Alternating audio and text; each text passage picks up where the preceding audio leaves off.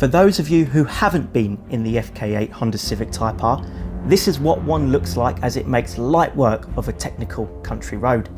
In fact, this happens to be one of my favourite stretches of tarmac, and out here the Honda is nothing other than sensational. It may sound cliche, but as drivers we all like to feel at one with our car, and when driven properly, the Type R is one of those cars that offers that experience. You can tell this thing's been developed at the Nurburgring, and its 7-minute 43.8 second lap time pays testament to its ability to decimate a British B road. It gives you the confidence to brake late, carry the speed, and use the diff to help catapult you round the corner.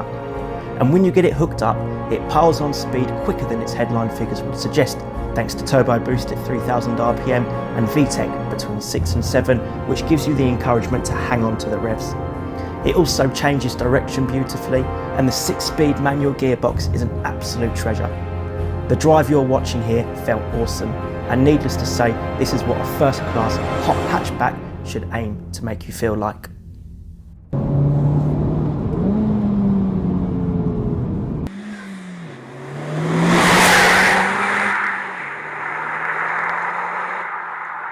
Now, before we get deep into the review, I want to talk about what is a hot hatchback, because I think over the last few years the lines have become blurred somewhat.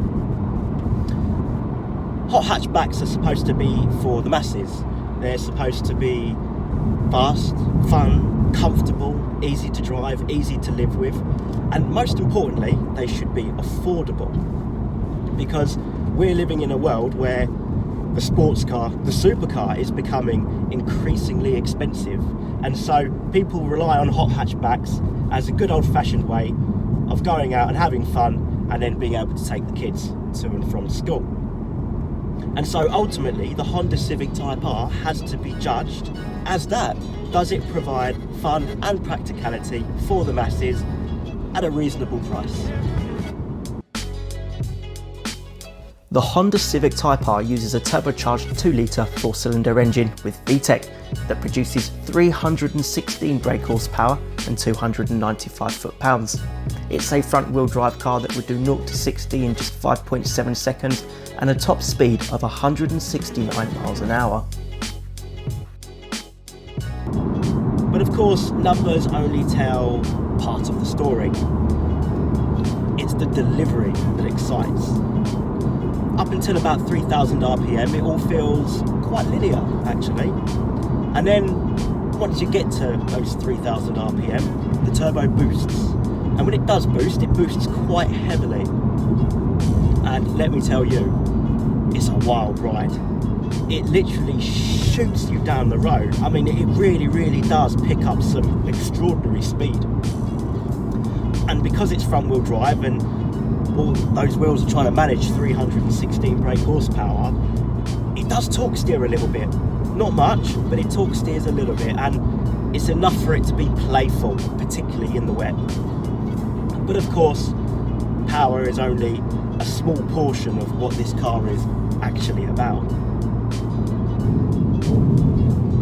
One of the things that I want to talk about is the gearbox, because for me, a gearbox can make or break a driving experience. And there is good news here. This is one of the finest gearboxes I've ever used. Oh yes. It's got such a lovely, short, slick, tactile throw to it. And it rev matches on the down change. Listen to this.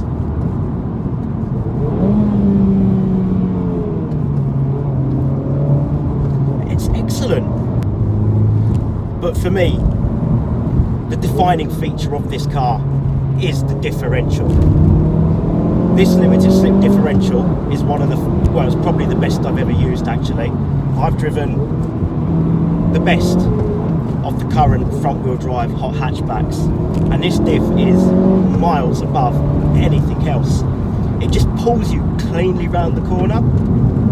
You know, it's quite funny actually, because when you get the diff and the turbo working together, the slingshot effect it creates on the exit of corners is outrageous. Honestly, I don't care what you drive, I don't care how fast it is, on a tight technical piece of road, you won't see which way one of these things went. It's absolutely ridiculous. Absolutely ridiculous, this thing.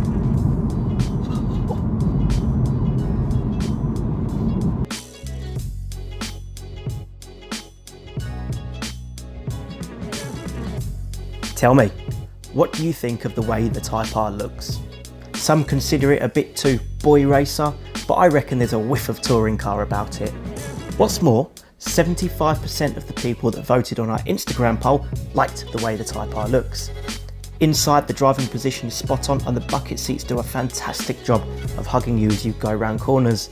Say what you like about the appearance, but one thing the Civic doesn't lack is road presence. And one thing's guaranteed, wherever you go in the car, people are going to notice you.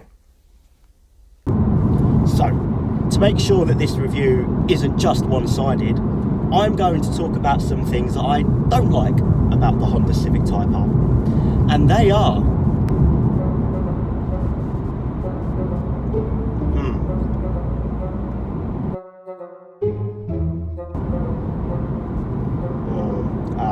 yeah, this is tough. Yeah, electronic parking brake. I despise electronic parking brakes. More than I despise those type of people who do their weekly shop or paying for their fuel. Let's see, what else is there?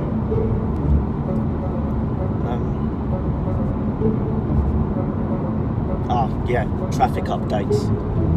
It cuts in and does traffic updates, and I don't like it. I can't work out how to turn it off, Honda. Yeah. Anything else?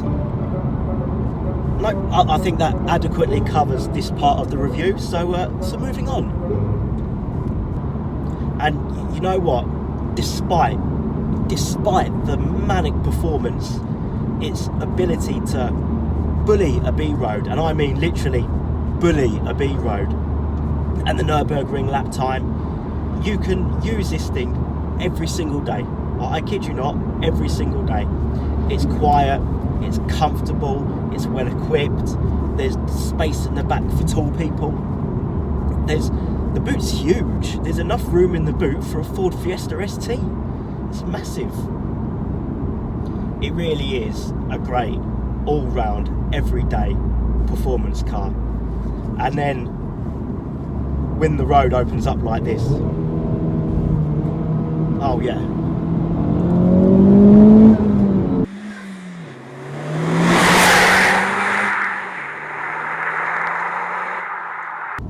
Guys, what a very special car this is. Very, very, very special car. In fact, it's the best hot hatchback I've ever driven, and that's for a start. Blows the competition away, and I've driven the competition. They're all very good, bar the odd one, and this literally blows them away. And I think it's more than the best hot hatchback I've ever driven. It's one of the best cars I've ever driven, and that is me being brutally honest. I've driven some fantastic cars recently, and it's up there. It really has to be up there. And I suppose Honda have a problem, and that is, where do they go from here? How do you move the game on? Because apart from the odd quibble, it's near perfect. I genuinely think this is a near perfect car. And how do you move the game on from here? I don't know. That's down to Honda to work out, but I can't see it happening. And I think in 20, 30 years time, we'll look back and we'll go, yep, the FK8 Honda Civic Type R, that was the boy. That was the big bad hot hatchback of its time, and it still drives brilliantly. Cracking car. I love it. I love it. I want one. I think I'm going to have one. We'll see. For now, thank you for watching. Please like and subscribe to the channel, and the link below will take you to your free online copy of Redline magazine. So enjoy that, and thank you for watching.